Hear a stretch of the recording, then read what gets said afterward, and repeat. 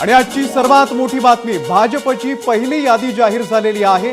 विधानसभेसाठी भाजपने आपली पहिली यादी 99 उमेदवारांची ही यादी जाहीर केलेली आहे आणि या यादीमध्ये अनेक महत्त्वाची नावे आहेत।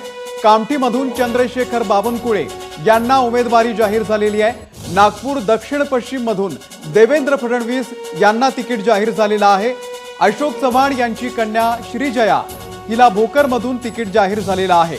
तर जिंतूरमधून मेघना बोर्डीकर यांना उमेदवारी मिळालेली आहे। बेलापूरमध्ये मंदा म्हात्रे यांना उमेदवारी मिळालेली आहे। ही काही महत्त्वाची नावे आहेत। ऐरोलीमधून गणेश नाईक यांना सुद्धा तिकीट जाहीर झालेलं आहे। नंदुरबारमधून विजयकुमार गावित, रावेरमधून अमोल जावळे यांना उमेदवारी जाहीर झालेली आहे। आणि एबीपी माझाच्या संपादिका सरिता कौशिक सध्या आपल्या सोबत आहेत। सरिता मॅम, भाजपची पहिली यादी जाहीर झालेली आहे, ही यादी बघून आपल्याला काय वाटतंय? खरं बघितलं अमोल तर आज यादी जाहीर होणं आणि ही पहिली यादी आहे कुठल्याही राजकीय पक्षाची। अनेक ठिकाणी नेत्यांनी ज्या ठिकाणी ते गेले तिथे तिथे पक्ष नेत्यांनी सभा घेऊन कोणा कोणा उमेदवाराचं नाव जाहीर केलेलं आपण बघितलं गेल्या काळामध्ये। मात्र जी एक ऑफिशियल यादी ज्याला आपण म्हणतो अशी ही पहिली यादी भाजपानं काढली आहे। ती साधीसुधी नाही आहे 20-30 नावांची, तर 99 नावांची ही यादी आहे आणि भाजपानं ह्यात तरी बाजी मारली आहे। आता ही बाजी मारणं महत्त्वाचं आहे का, तर हे ह्यासाठी आहे की गेल्या खेपेला लोकसभेत आपण बघितलं की उशिरानं नाव जाहीर केल्याचा सुद्धा फटका महायुतीला बसला होता आणि त्यातून धडा घेऊन भाजपानं आज ही यादी काढली आणि महाविकास आघाडीच्या आधी काढली। खरं तर एक बदल आपल्याला बघायला मिळतोय। गेल्या खेपेला खूपसा समजूतदारपणा हा महाविकास आघाडीत बघायला मिळालेला होता सगळ्या पक्षांमध्ये, कारण त्यांचा अजेंडा एकच होता, तो म्हणजे भारतीय जनता पक्षाला हरवणे। मात्र आता त्या यशानंतर, लोकसभेतल्या यशानंतर महत्त्वाकांक्षा वाढलेल्या आहेत आणि आता जी काही ओढाताण, जी रस्सीखेच आहे, आज सकाळपासून आपण बघतो आहोत की काँग्रेस आणि शिवसेना यांच्यात आलेलं वितुष्ट, एकटं लढायचं का, अशा पद्धतीचे वक्तव्यसुद्धा आत्ता उद्धव ठाकरे यांचे नेते करत आहेत। आणि हे सगळं एकंदरीत लक्षात घेतल्यावर यादी वगैरे तिथे भरपूर दूर आहे असं म्हणायची वेळ आता आलेली आहे आणि त्यात भारतीय जनता पार्टीनं आज आपली ही यादी काढलेली आहे। त्यामुळे परत एकदा लोकसभेचा फटका बसू नये हे त्यातनं दिसतं। दुसरी एक महत्त्वाची गोष्ट म्हणजे 99 नावं, म्हणजे एकंदरीत जी आपल्या हाती माहिती येते गेल्या 2-4 दिवसापासून बघितलं तर अर्ध्याहून अधिक नावं त्यांनी आज घोषित करून टाकली आहे। त्यामुळे आता ज्यांना बंड करायचं ते बंड करणार, काय होणार ते सगळं चित्र भाजपासाठी तरी क्लिअर होणार।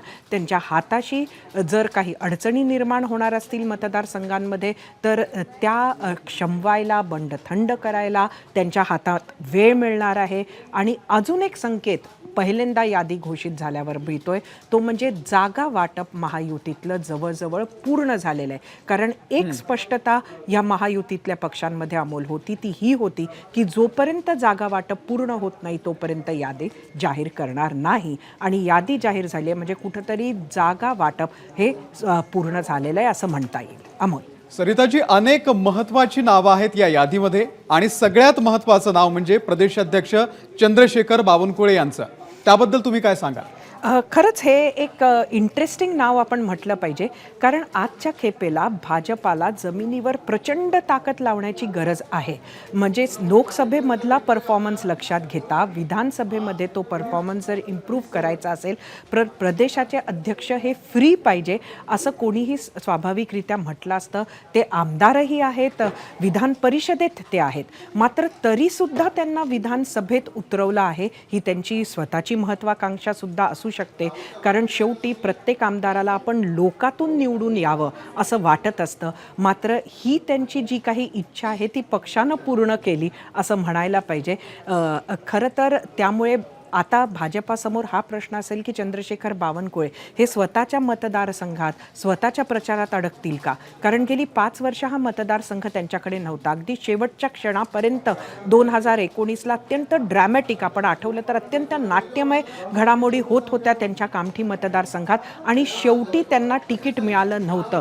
त्यांच्या पत्नीला फॉर्म भरायला पाठवणार होते, त्यांना सुद्धा तिकीट दिलं नव्हतं आणि अगदी शेवटच्या क्षणी टेकचंद सावरकर नावाच्या कार्यकर्त्या त्याला तिकीट मिळालं होतं. त्यामुळे हे सुद्धा अत्यंत इंटरेस्टिंग असं म्हटलं पाहिजे चंद्रशेखर बावनकुळे यांचं. अमोल, बऱ्याच इंटरेस्टिंग गोष्टी आपल्याला एकंदरीत आजच्या ह्या यादीत पाहायला मिळतात आहेत. त्यातलं एक महत्त्वाचं म्हणजे चिखली मतदारसंघ, जिथं काल यादीचा घोळ होता, तिथं काँग्रेसचा जो आरोप होता, तिथे श्वेता महाले ज्या विद्यमान आमदार आहेत त्यांनाच परत तिकीट मिळालेलं आहे. नागपूरमध्ये देवेंद्र फडणवीस यांच्या समोर एक मोठी अडचण होती, एक मोठा पेच होता, तो म्हणजे नागपूर दक्षिणचा.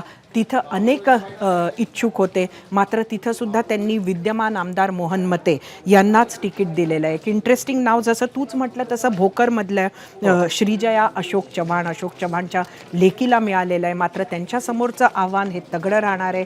मराठा आंदोलन आहे. अगदी काही 1-1.5 तास आधीच आपल्याला माहिती आहे की मनोज जरांगे यांनी उमेदवार उभं करायचं की पाडायचं, यामध्ये उभेही करायचं ठरवलेलं आहे आणि पाडायचंही ठरवलेलं आहे. त्यामुळे श्रीजयाच्या समोर एक मोठं आव्हान असणार आहे. महत्त्वाचं म्हणजे कल्याण ईस्ट इकडनं गणपत गायकवाड यांच्या पत्नी, आपल्याला माहिती आहे गोळीबार प्रकरण जे इकडं पोलीस ठाण्याच्या आत झालं, त्यांच्या पत्नी सुलभा गायकवाड यांना तरी देखील उमेदवारी देण्यात आलेली आहे. गणेश नाईक पक्ष सोडणार का, हा प्रश्न होता, त्यांना उमेदवारी देण्यात आली आहे. मंदा म्हात्रे यांच्या बाजूनं संघ उभा होता, त्यांनासुद्धा उमेदवारी देण्यात आले. मिहीर कोटेच्या लोकसभा हरले होते, त्यांना उमेदवारी देण्यात आलेली आहे.